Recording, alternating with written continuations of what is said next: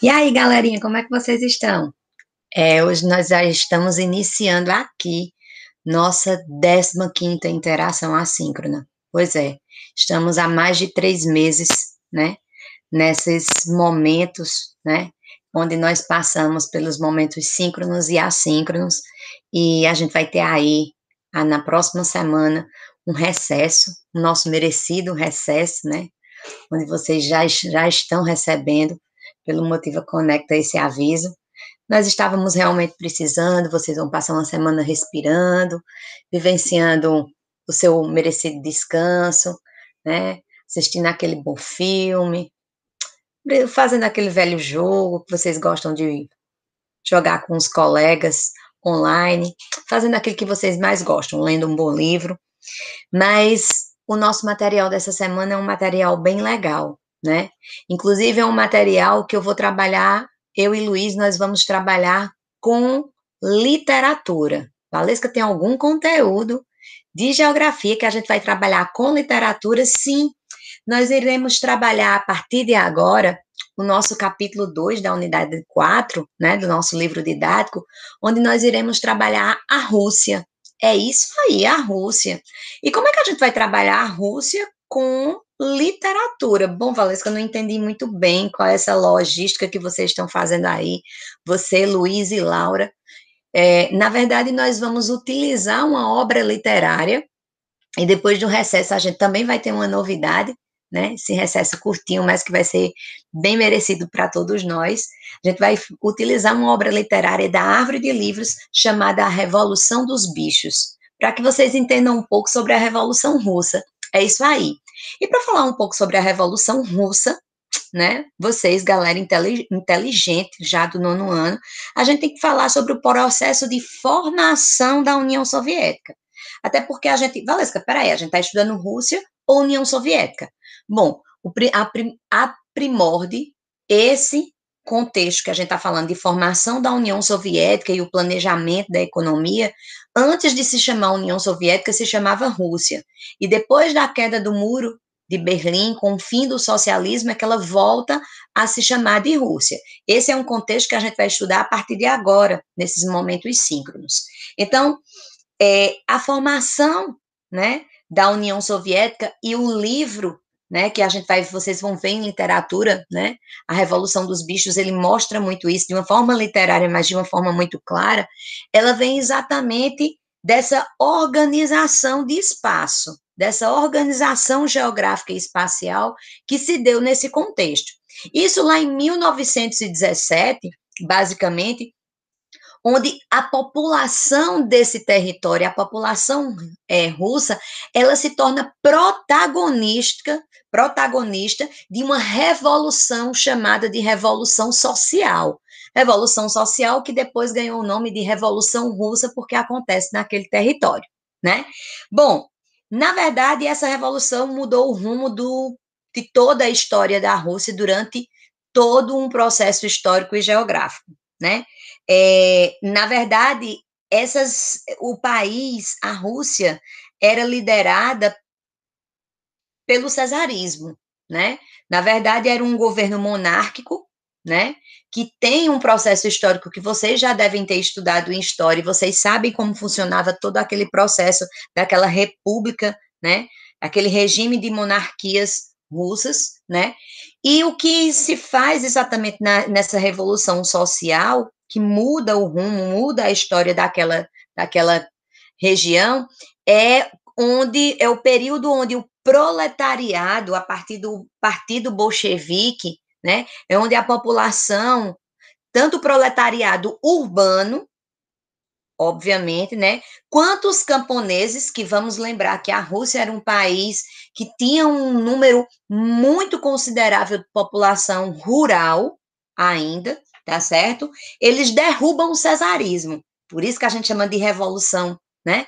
Revolução porque é uma briga aí, é um conflito de ideias, mas também de poderes. É a busca por quem vai dominar o poder a partir daí, né? E o Partido Bolchevique, ele vai de encontro exatamente a essa monarquia, né? Autoritária que existia naquele período na Rússia. Nós observamos, durante esse período, o seguinte, que em 1922, né, a União da Rússia, né, e outras, né, regiões ali, outras repúblicas fronteiriças daquele território, eles se uniram, né, e aí se inicia o que nós chamamos de União das Repúblicas Socialistas Soviéticas, né, ao que vocês conhecem, né, tanto na geografia quanto na história, como URSS. Isso se dá propriamente em 1922, tá certo? Esse processo vem a partir daí. Beleza, galera? Isso a gente não pode esquecer. Só que nesse período, esse é um período bem interessante, porque é um período onde nós começamos a entender que o território russo ele passa por uma grandiosa mudança, tanto no seu contexto social, como também territorial. Por quê, Valesca? Porque é nesse período que há uma grande reforma agrária, né? Porque o número de latifúndios era enorme dentro daquele território, até porque a gente vivia uma monarquia, e os latifúndios, ele é uma característica muito grande de países monárquicos, né? Mas o Brasil tem grandes latifúndios, nós não somos uma monarquia, mas os nossos latifúndios é resquício ainda de um período monárquico, onde nós não nos deixamos, de certa forma, nos desligarmos ainda desse período, né? Não passamos por um processo que nos tirou o desligamento desse processo. Então, na Rússia, durante esse período, agora o RSS, né? Eles passam por um período de ampla reforma agrária, tá certo? De divisão realmente de terras para aqueles que não tinham essas terras, para que eles pudessem produzir e sobreviver. Mas não só um período onde nós tivemos uma ampla reforma agrária, certo, galerinha? É um período também de estatização. Valesca, eu não consigo lembrar o que é estatização. É quando você tira, né, aquela empresa, aquele órgão que é privado, e aí você estatiza ele ao público, onde ele passa, porque o público é do povo, né? A ideia do público é do povo, onde todos têm direito em relação ao que é do público, tá certo? Então, a ideia desse processo de estatização era essa, tanto fábricas quanto bancos, né? Nesse período.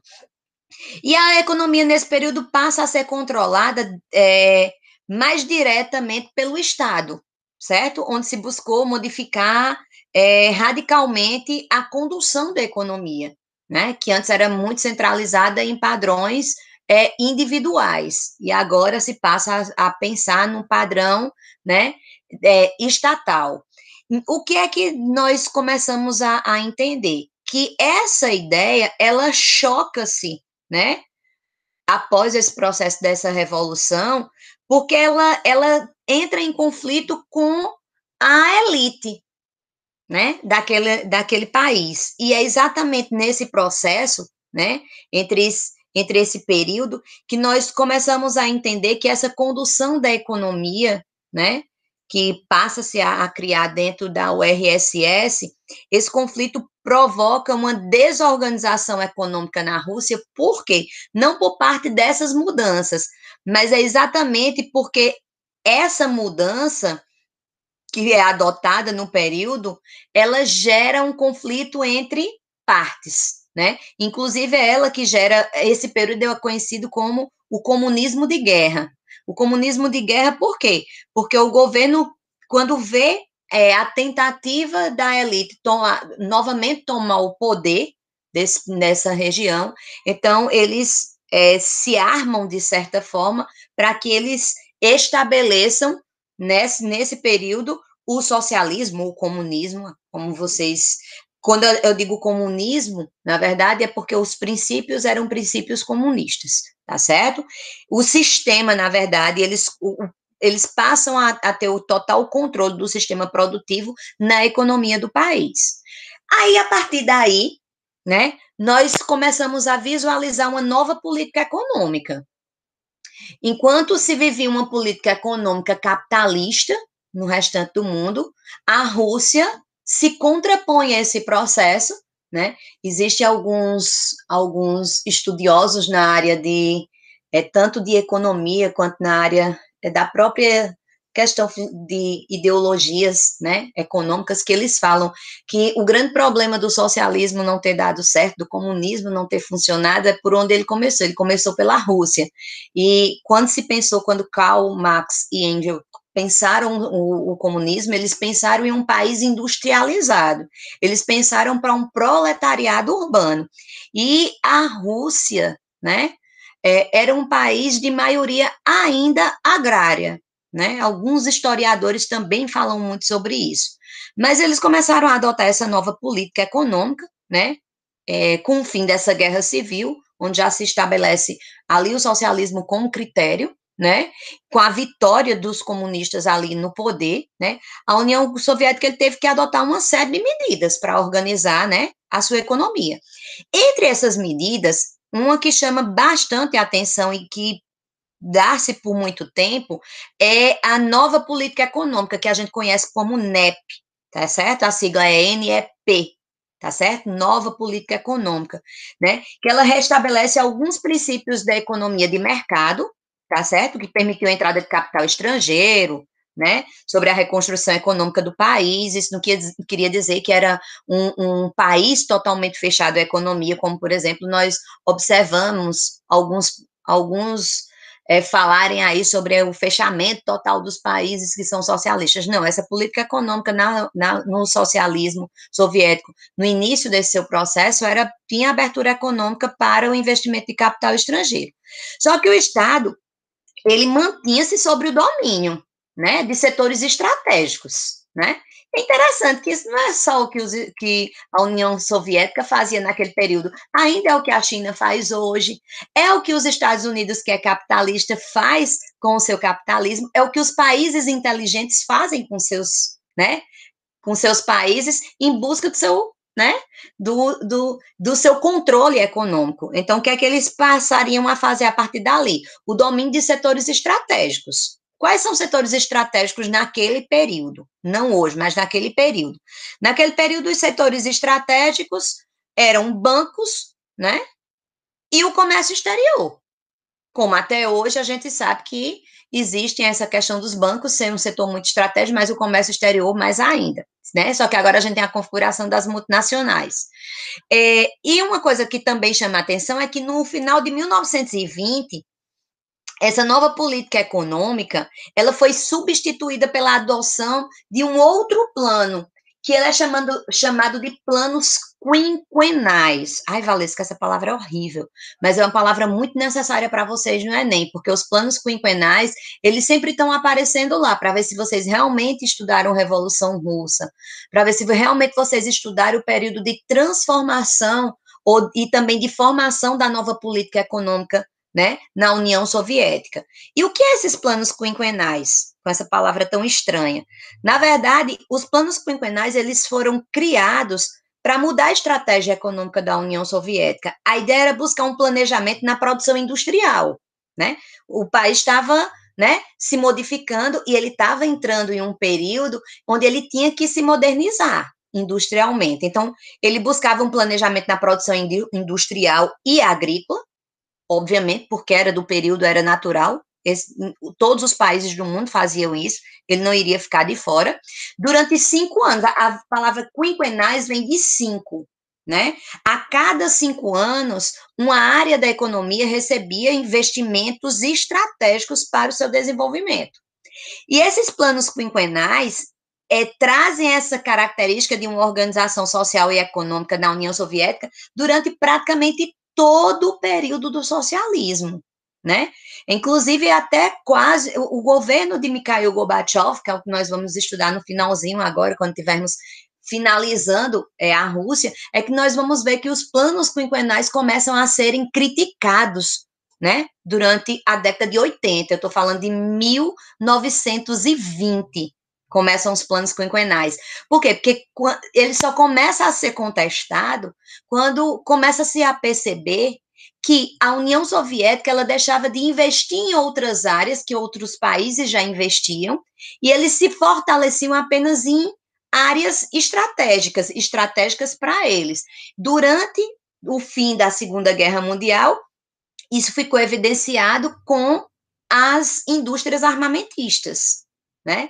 E outras áreas ficaram descobertas desses investimentos, o que não foi favorável ao engrandecimento de áreas que também poderiam ter se alavancado ao longo da história da União Soviética. Tá certo? Então, a princípio, né, nós iniciamos a União Soviética falando dessa formação de onde se inicia a União Soviética, né? Porque muitas vezes a gente não sabe por que Rússia, por que União Soviética, por que volta a ser Rússia. Então, agora vocês entendem porque cria-se o nome de União das Repúblicas Socialistas Soviéticas e qual a primeira estratégia dessa nova política econômica dos seus planos quinquenais. Tá certo, galera? Nas próximas interações, a gente vai falar de questões de urbanização, de industrialização, de planos sociais, né? Quais as estratégias a União Soviética utilizava contra os seus potenciais inimigos e também vamos falar um pouco sobre também as nossas questões ligadas ao contexto de literatura que a gente vai ver com Laura, com a Revolução dos Bichos, que vocês vão ler lá na Árvore de Livros. Tá bom, galera? Uma ótima semana, um maravilhoso recesso para vocês, tá certo? Aproveitem bastante esse período de recesso, descansem, tá certo? Um beijo no coração de cada um de vocês.